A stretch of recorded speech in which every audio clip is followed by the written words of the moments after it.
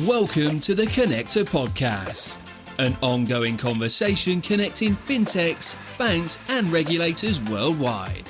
Join CEO and founder Koen van der Hooydonk as you learn more about the latest available trends and solutions in the markets. Welcome to another podcast from Belgian fintech, from the Connector, together with one of our very prominent companies here in Belgium, Paynovate, represented by Robert. Robert, can you explain us who you are and what your company does? Hello, Koen. Happy to be here. Likewise. So, Paynovate is a Belgian payment provider. We have an EMI license provided by the National Bank of Belgium, and we kind of do it all. We provide the full scope of electronic payment processing. We do card issuing, card acquiring, POS terminals, e-commerce, IBAN accounts, wire transfers, direct debits, and even it's been granted to us 2 weeks ago by the National Bank. Congratulations. Open banking. Nice. So I think that besides cash, and even for cash we have partners, but besides cash, we do it all. I think that on its own is a very special proposition, isn't it? It's very different from our competition.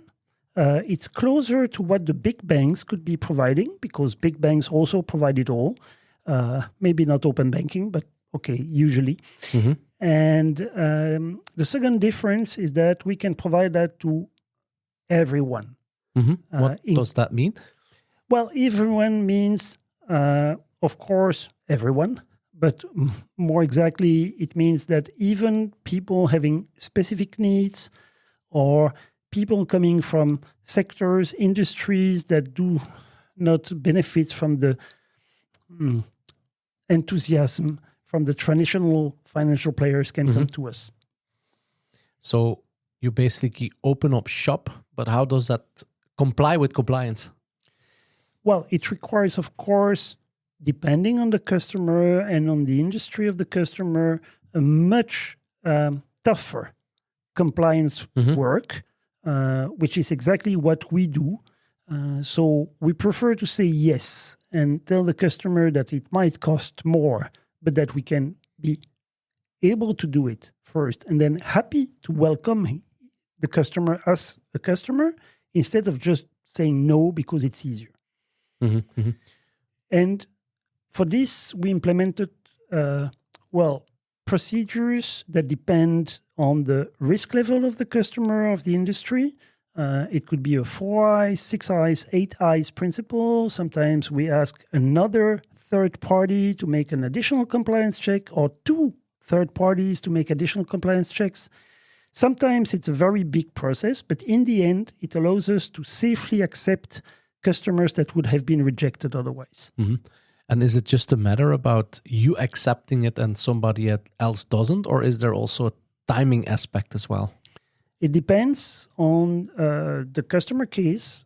We are active all over Europe, which means that it could depend on the country, it could depend on the customer, the industry, the business case, size, volume, risk. That's a little bit more what makes the difference between us and the competition is we are flexible. We can adapt to each specific business case. Well, you earlier said that it's pretty unique that you offer a full gala of solutions. Would you mind to highlight maybe a couple solutions that you think or that you position as very special in the market? We tried to be both able to provide it all, while at the same time trying to be as productized as possible, which means not to build specific custom solutions or do development work every time we welcome a new customer. And that was a bit complex to achieve, and we struggled a bit for several years. But today, I think that we found the right combination.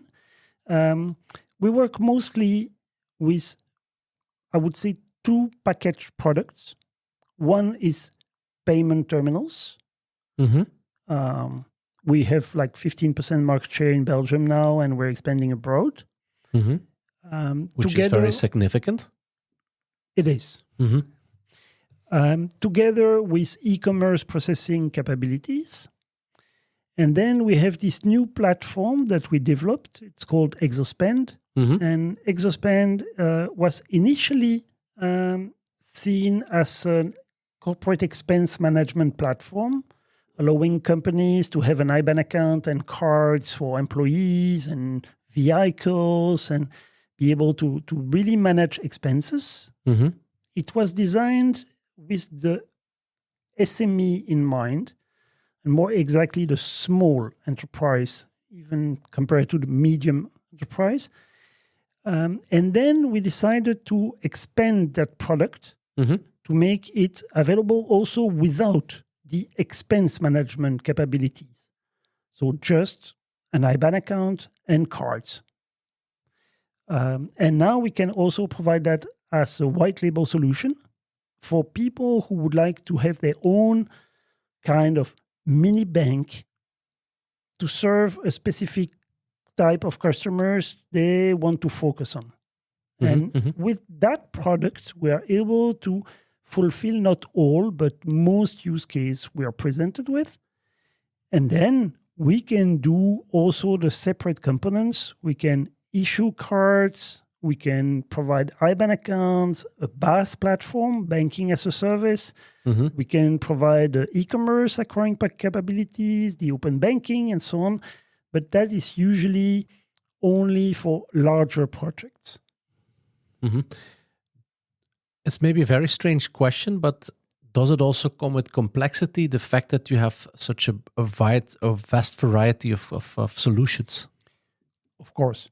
It's very complex to manage. And that's why for us it was very important to not to have too many custom solutions for smaller projects, and to have something which is fully debugged, normal, for us easy to deploy, because it's just a product that it's ready and we have a few parameters and then it's ready.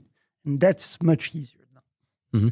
And do you see, because you mentioned that it took you 2 years to come where you are today, do you see then technology is your largest differentiator for you as a company?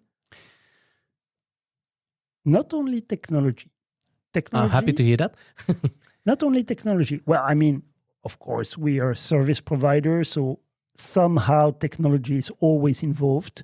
But if we think about technology as the payment technology is part of our value-added proposition, but a big part of our proposition relies more on what we talked about, like compliance, flexibility for onboarding customers, being able to accept and welcome different use cases from different industries. And this is not directly related to payment processing. It's more KYB processes, it's more compliance checks, it's more people identification, this kind of stuff. Yeah, it brings you more into the RegTech side of things. In some way, yes, definitely. And if you talk about RegTech, would you then say this is something you also develop yourself, or is this where partners come in? And how do you look in more in general in terms of the partner landscape that you work with?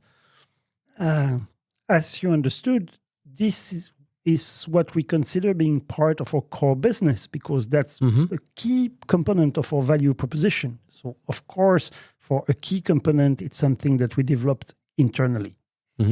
And okay, I understand. But how does it work? Do you have other collaborative partners that you work with? Of course, a lot of them.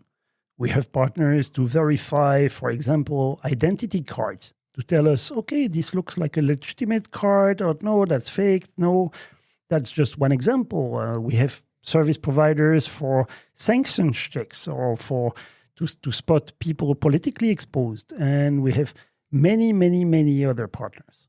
But it's then the orchestration that stays with you. Definitely. And the key components, like the onboarding process, to be able to correctly verify customers and as well as the payment processing. Well, to maybe move a bit away from you as a company, I'd like to go into the helicopter together, because I know you have quite good views on what's happening in the future. So if you look at Europe, there's many activity around PSP, e-money licenses. So what do you see is the future of this particular license?